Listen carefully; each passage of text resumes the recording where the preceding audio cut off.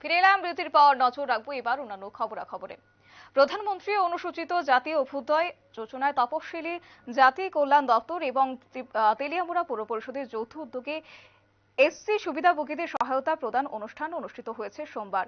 এই অনুষ্ঠানে উপস্থিত ছিলেন ত্রিপুরা সরকারের মুখ্য সচেতক কল্যাণী সাহা রায়, তেলিয়ামুড়া পৌর পরিষদের চেয়ারম্যান রূপক সরকার, মহকুমা শাসক অভিজিৎ চক্রবর্তী সহ অন্যান্যরা।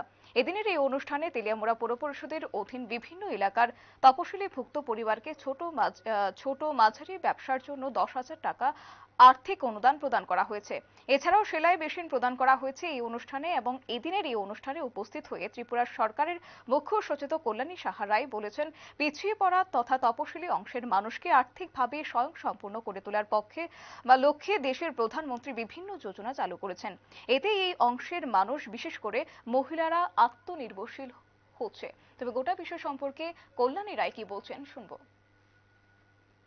কাউন্সিল অফিস প্রাঙ্গণে অনুসূচিত জাতি অভ্যুদয় যোজনা, প্রধানমন্ত্রীর যে যোজনা, সেটার জন্য আজকে আমরা কিছু এসসি কমিউনিটির মানুষদের আমরা 10,000 টাকা আর্থিক সহায়তা করি। ক্ষুদ্র ব্যবসা এবং শুকনো মাছের সঙ্গে যারা জড়িত রয়েছেন, যে ব্যবসায়ীরা, তাদেরকে আমরা 10,000 টাকা করে আর্থিক অনুদান 20 জনকে প্রদান করা হয়।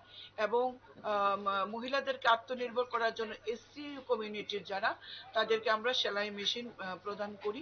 এটা পশ্চাৎপদ যে শ্রেণীরা রয়েছেন, বিশেষ করে তফসিলি জাতীয় অংশের মানুষের আর্থিক স্বনির্ভরতার লক্ষ্যে দেশের মাননীয় প্রধানমন্ত্রী নরেন্দ্র মোদী এই যোজনা তৈরি করেছেন।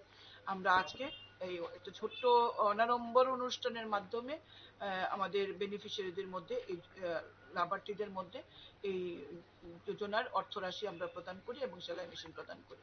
উপস্থিত ছিলেন আমাদের তেলিয়ামুড়া মিউনিসিপ্যালিটির চেয়ারপারসন, উপস্থিত আছেন, রয়েছেন আমাদের কাউন্সিলরগণ এবং আমাদের এসডিএম সাহেব তথা chief executive officer Abhijit Chakraborty এবং ডিসিএম এবং ডেপুটি চিফ এক্সিকিউটিভ অমিত রায় চৌধুরী। এদের প্রত্যেকের উপস্থিতিতে আমরা এই অনুষ্ঠানটি করি।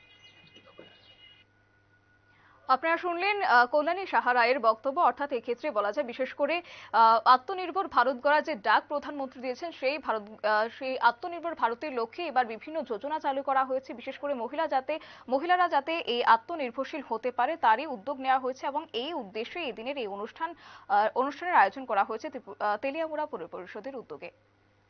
নিয়ে নিচ্ছে ছোট একটি বিজ্ঞাপন বিরতির সঙ্গে থাকুন।